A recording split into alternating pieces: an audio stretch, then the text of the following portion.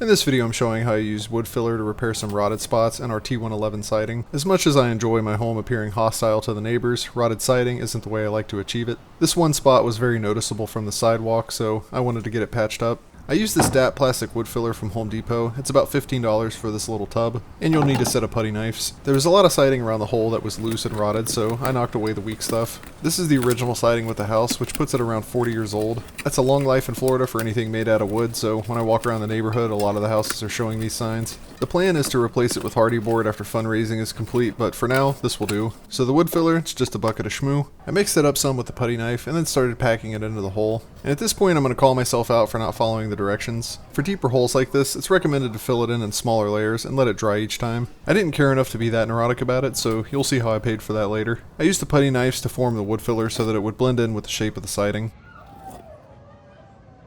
I had plenty of wood filler left over after filling in the first spot, so I went ahead and tore out some of the other rotted wood and filled that in as well. If it's a shallow fill, you only have to let it dry for 2 to 6 hours before sanding, but with this being a deeper fill, I let it dry for a few days. Then I used a little sanding block to smooth it out some. I probably could have just left it at this point. It seemed like the color matched the house almost perfectly. It might be here for another year or two before we can replace the siding, so I wanted to paint it to get it all sealed up. I used this Kilz clear primer to go over it first. I can never get paint to stick to a surface that's just been sanded, so I always have better results priming it first. I took a small piece of siding and went to Home Depot and had them match the paint color. Sometimes they don't get the color quite right, but this time luckily they nailed it. It came out good enough. I am a little annoyed that these cracks form though. This could be because I'm lazy and I ignored the instructions that clearly tell you to put multiple layers in when you're filling a deep hole and allow each layer to dry in between. But it was noticeable from the street before. It's not now.